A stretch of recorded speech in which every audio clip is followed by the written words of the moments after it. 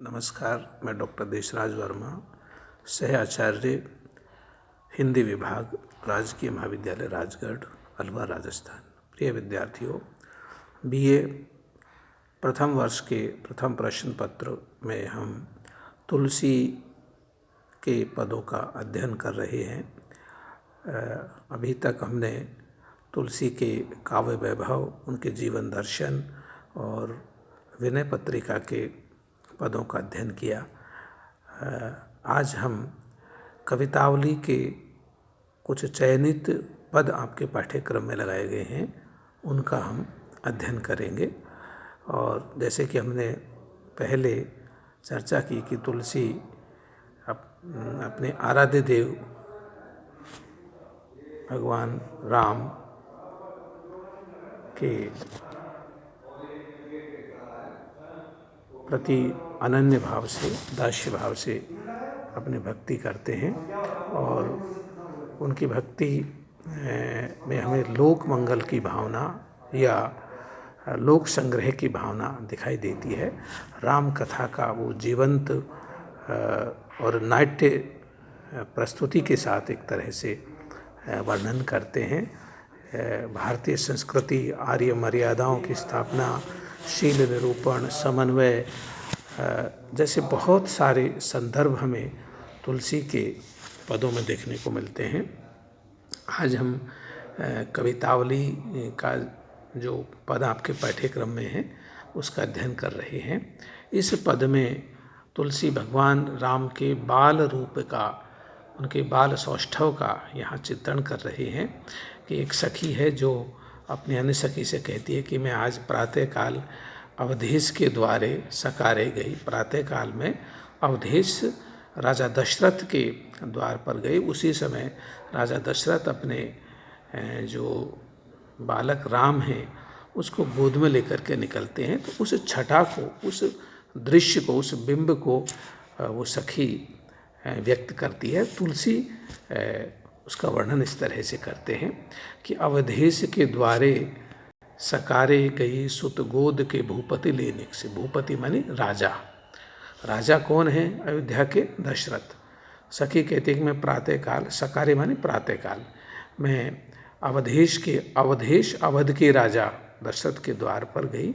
उसी समय राजा बालक राम को अपने गोद में लेकर के निकलते हैं। ये जैसे कि एक सहज स्वाभाविक चेष्टा है कि हर पिता अपने पुत्र को दुलार करता है, वात्सल्य से उसे दुलारता है। तो वही दृश्य, वही संदर्भ हम यहाँ देखते हैं। अवलोक हो सोच विमोचन को ठग सी रही जेन ठगे दिन से। सखी कहती है कि जैसे ही मैंने बालक राम को राजा दशरथ की गोद में देखा तो उस दृश्य को देखकर मैं अभिभूत हो गई, मुग्ध हो गई। अवलोक हो सोच विमोचन से, मैं सोच में विस्मय विजड़ित रह गई, चकित रह गई, क्योंकि ऐसा सुंदर दृश्य, ऐसा मन भावन, लोक लुभावन और जो दृश्य था वो मेरे मन में, मेरे हृदय में, चित्त में बहुत गहरे तक उतर गया और मैं ठगी सी रह गई। जेन ठगे दिग से। इस दृश्य को, ऐसे दृश्य को देखकर जिस किसी का हृदय अभिभूत नहीं होता, जो विस्मय में नहीं पड़ता, उसे धिक्कार है। जेन ठगे दिग से, जो नहीं ठगाता है, जो इस दृश्य को, बालक राम के इस बाल छटा को देख करके अभिभूत नहीं होता, उसका जीवन धिक्कार है। यहाँ तुलसी तत्कालीन समय में भगवान राम के प्रति आस्था और जनमानस में राम कथा के प्रति जो एक ललक और जिज्ञासा का भाव था, उसकी झलक यहाँ पर व्यक्त करते हैं। तुलसी मन रंजित अंजन नयन सुखंजन जातक से। अब भगवान राम जो कि बाल रूप में हैं, उनके सुंदर नेत्रों का यहाँ वर्णन करते हैं। कहते हैं कि सुखंजन पक्षी के समान। सुखंजन पक्षी के नेत्र बड़े सुंदर और चंचल माने गए हैं। तो कहते हैं कि बालक राम के जो सुंदर नेत्र हैं, मनरंजन, मन को रंजन प्रदान करने वाले, विस्तार और प्रसन्नता देने वाले जो उनके नेत्र हैं। नयन रंजित अंजन, अंजन कहते हैं काजल, काजल से आंजे हुए, अंजन से आंजे हुए उनके जो नेत्र हैं, सुखंजन, श्रेष्ठ, अच्छे, सुंदर सुखंजन पक्षी के समान, सुखंजन जातक, सुखंजन पक्षी के जातक कहते हैं बच्चे, छोटे से सुखंजन पक्षी के बच्चे के जैसे उनके नेत्र जो कि सुंदर हैं, चंचल हैं, मन को मोहित करने वाले हैं, मन को रंजन प्रदान करने वाले हैं, ऐसे बालक राम के नेत्रों को देखकर मैं अभिभूत हो गई। सजनी शशि में समशील उभय नवनील सरोरहु से विकसे। अब तुलसी एक सुंदर बिंब उत्प्रेक्षा के माध्यम से यह व्यक्त करते हैं कि सजनी, हे सखी, भगवान राम के जो कि बाल रूप में हैं, उनके श्यामल शरीर पर जो सुंदर नेत्र हैं, सुंदर श्यामल मुख के पास में जो सुंदर नेत्र हैं, वो इतने सुशोभित होते हैं।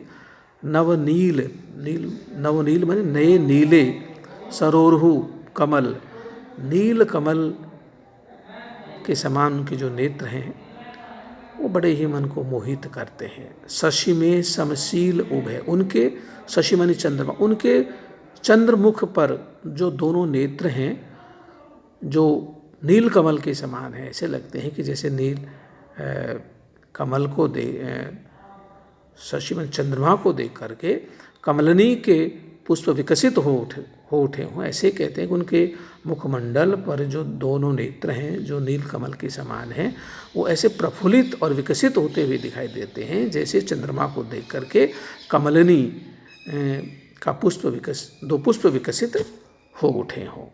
सरोरहु से विकसित, दो नील कमल के समान उनके नेत्र प्रसन्नता से खिल उठे हों।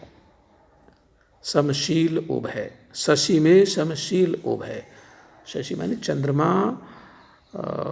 उनके चंद्रमुख पर जो दोनों नेत्र हैं वो नील कमल के समान विकसित होते हुए, सुशोभित होते हुए जान पड़ते हैं। यहाँ आप देख सकते हैं कि तुलसी किस तरह से एक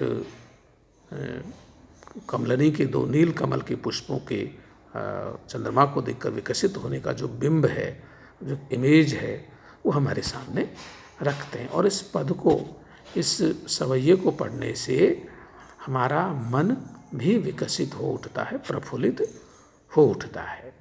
जब हम इस पद को पढ़ते हैं तो हमें इसी के समानांतर सूर्य का बाल वर्णन भी सहज हमारे स्मरण में आता है, हमारी आँखों के सामने वो दृश्य और वो वर्णन आने लगते हैं। अगले पद में हम देखते हैं, दूल्हे श्री रघुनाथ बने, दुलही सिय सुंदर मंदिर माही, गावत गीते सबे मिल सुंदर, वेद जुआ जुर विप्र पढ़ाही, राम को रूप निहारति जानकी, कंकन के नग की परछाही, यहते सबे सुध भूल गई, कर टेक रही पल टारत नहीं।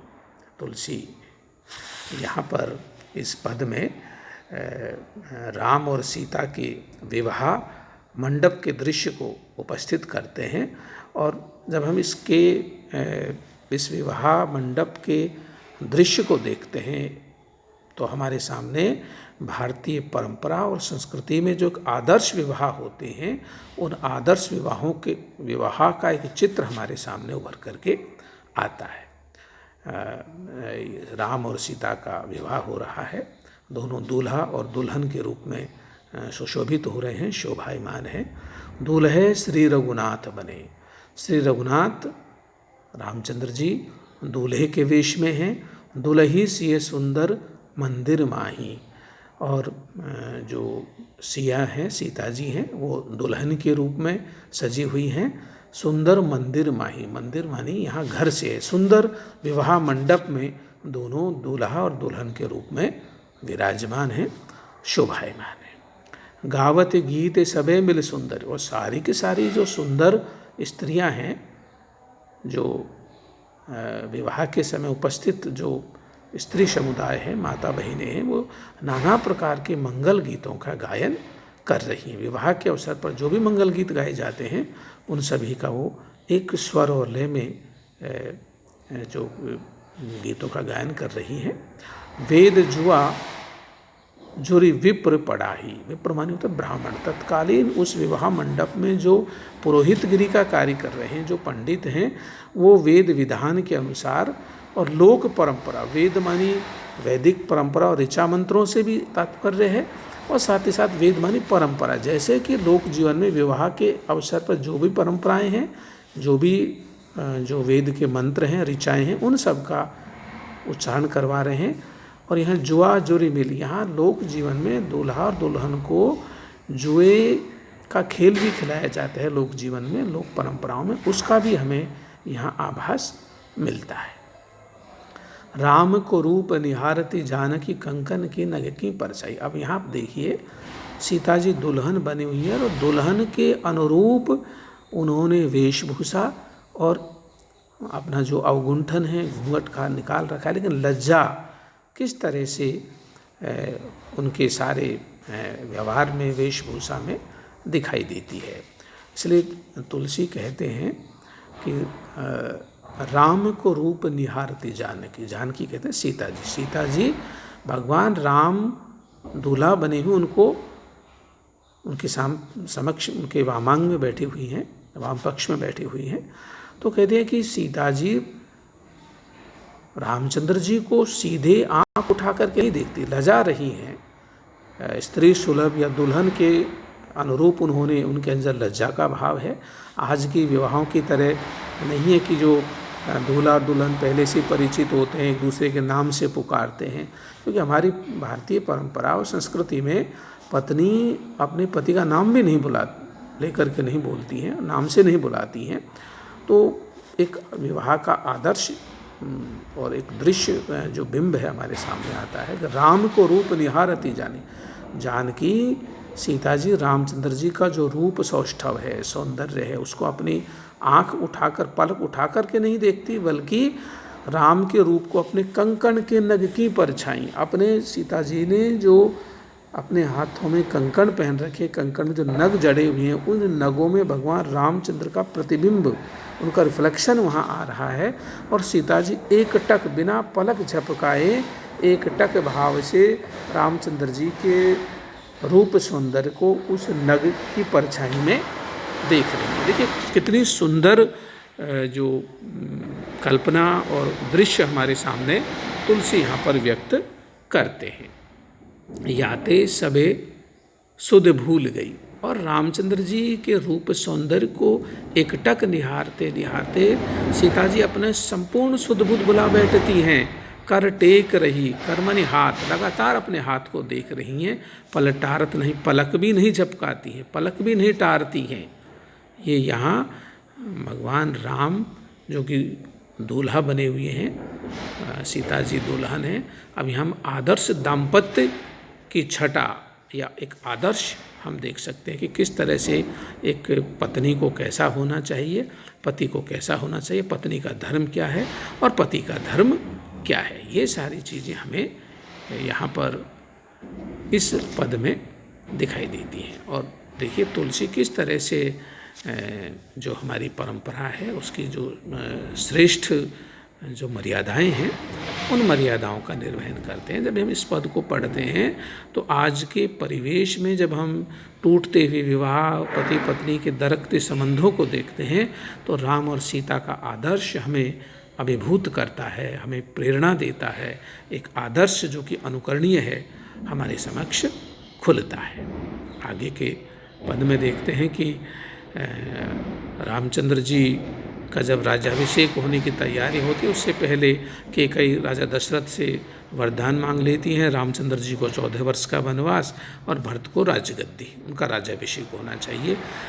दशरथ जब राम से कहते हैं तो राम कोई प्रतिवाद नहीं करते हैं, पिता की आज्ञा को स्वीकार करते हैं और जैसा कहते हैं बिना कोई मोह के, बिना लालच के अपने राजसी आभूषण, वस्त्र, सारे जो राजकुमार के सुलभ जो भी उनके उपलब्ध संसाधनों सभी का परित्याग कर देते हैं और उन सब को छोड़ करके जो वन गमन की वो तैयारी करते हैं। कीर के कागर ज्यों नृप चीर, नृप मानी राजा, चीर मानी वस्त्र। रामचंद्र जी राजकुमारों के अनुरूप जो उन्होंने रेशमी वस्त्र धारण कर रखे थे उन सबको ऐसे ही त्याग देते हैं जैसे कीर के कागर, कीर मन कहते तोते, तोता अपने पंखों को पकने पर झड़का करके छिटका देता है, कोई मोह नहीं होता। इसी तरह भगवान रामचंद्र ने भी राजकुमार की जो वेशभूषा थी, जो रेशम के वस्त्र थे, मलमल के वस्त्र थे, सबका परित्याग कर देते हैं बिना किसी मोह के। विभूषण उपम अंगन पाई, और अपने शरीर पर जितने भी नृपचीर आभूषण राजकुमार के अनुरूप जो उन्होंने कानों में, गले में जो भी स्वर्ण आभूषण, रत्न जड़ित आभूषण पहन रखे थे, सबका ऐसे ही परित्याग कर देते हैं जैसे कि तोता अपने पंखों को झड़ा देता है।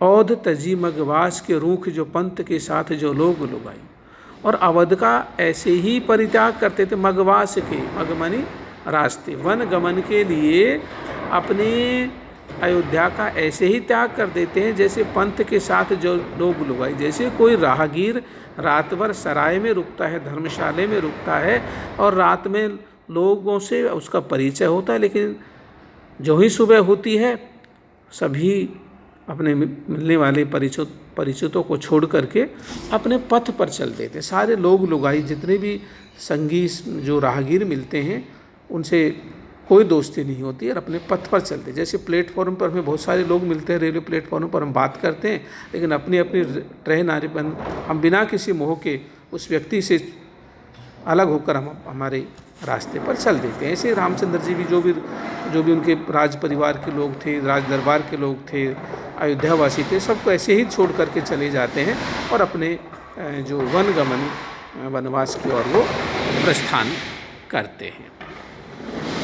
संग सुबंधु, साथ में उनके सुबंधु लक्ष्मण जी हैं, पुनीत प्रिया पवित्र प्रिया सीता जी हैं। कैसे शोभायमान मनो, यहाँ उत्प्रेक्षा देखिए, धर्म क्रिया धरि देह सुआई, जैसे साक्षात धर्म और क्रिया साक्षात देह धारण करके लक्ष्मण और सीता के रूप में उनके साथ शोभायमान हो गए। राजीव लोचन राम चले, राजीव कहते कमल, कमल कोमल नेत्रों वाले रामचंद्र जी राम चले तज बाप को राज बटाऊं की नाही, अपने पिता के राज को, और राज से मतलब यहाँ अपने अधिकार को त्याग करके ऐसे ही चल देते हैं। राज जो बटाऊं की नाही, एक राहगीर की तरह सारे के सारे अपने अधिकार, अपने राजपद को छोड़ करके पिता की आज्ञा मान करके वन की ओर गमन कर जाते हैं। अब हमारे सामने एक आदर्श पुत्र की एक झलक उपस्थित होती है, एक आदर्श हमारे सामने आता है कि पुत्र हो तो ऐसा आज्ञाकारी होना चाहिए जो अपने पिता की आज्ञा का पालन करता हो। आज के पुत्र की तरह नहीं कि संपत्ति के लिए आज पिता को भी कोर्ट कचहरी में खड़ा कर देते हैं। तो ऐसे पुत्रों के लिए भी भगवान राम का जो ये आदर्श है, उनका जो चरित्र है, वो शिक्षाप्रद जान पड़ता है। धन्यवाद।